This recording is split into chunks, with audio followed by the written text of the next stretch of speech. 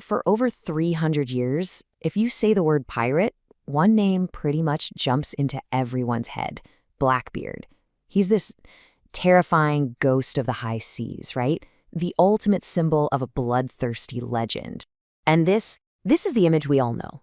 That huge black beard, the wild eyes, and, get this, smoking fuses tucked under his hat so his whole face was surrounded by this cloud of smoke. This wasn't just some portrait, it was a weapon. It was designed from the ground up to make him look like a demon who just crawled out of hell. And you know what? It absolutely worked. A historian writing just a few years after Blackbeard died said exactly that you couldn't even imagine something more terrifying.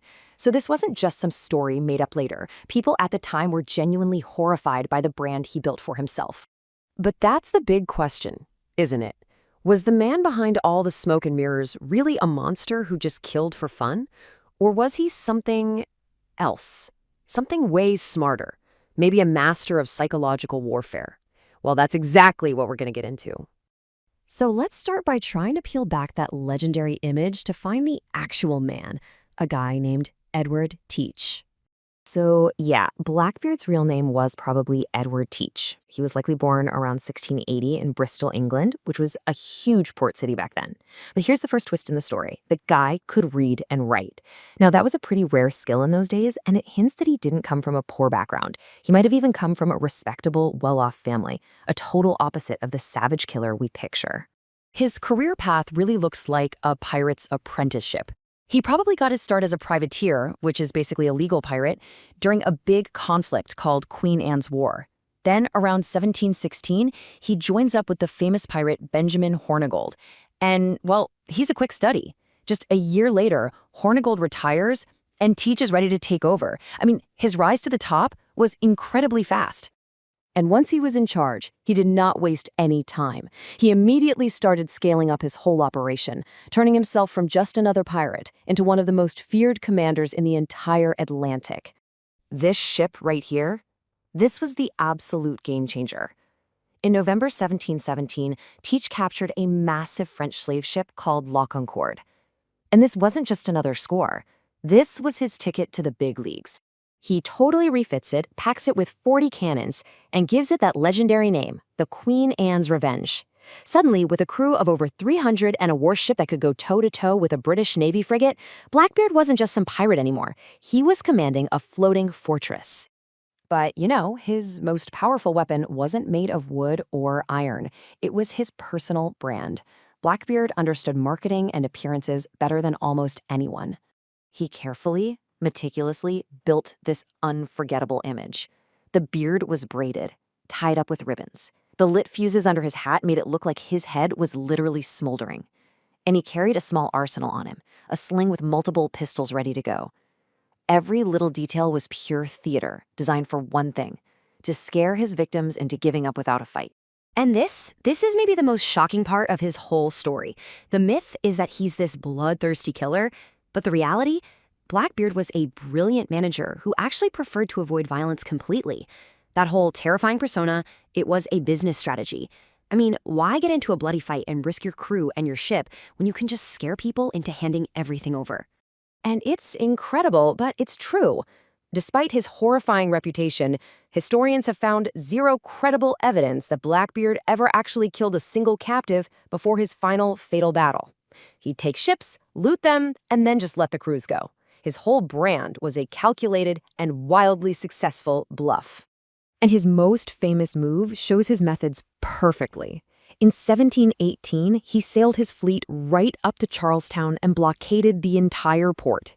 He took hostages, some of the city's richest citizens, but he didn't ask for gold. You know what he demanded? A chest of medicine for his sick crew.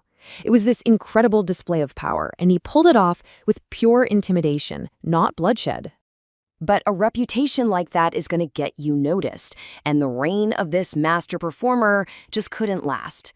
That brand he had managed so carefully was about to come to a really, really violent end. The governor of Virginia, a guy named Alexander Spotswood, finally decided he'd had enough. He put together a secret mission, sending 2 Navy ships under Lieutenant Robert Maynard to hunt Blackbeard down at his favorite hideout, a place called Ocracoke Inlet in North Carolina.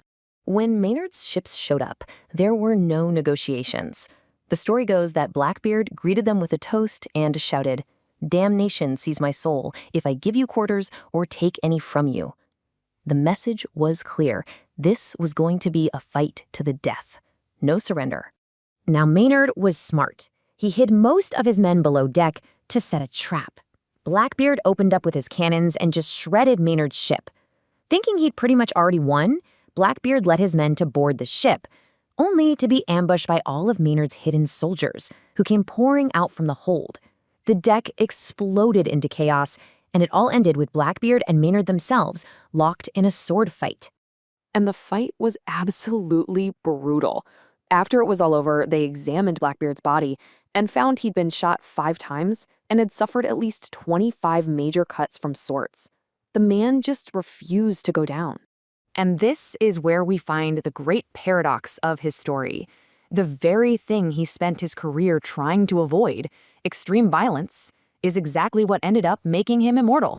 His incredibly dramatic and bloody death completely erased the real story.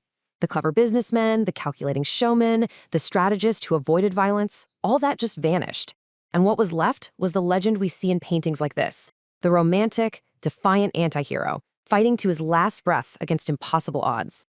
As a final gruesome warning to other pirates, Maynard had Blackbeard's severed head hung from the front of his ship. But ironically, that horrific image kind of backfired.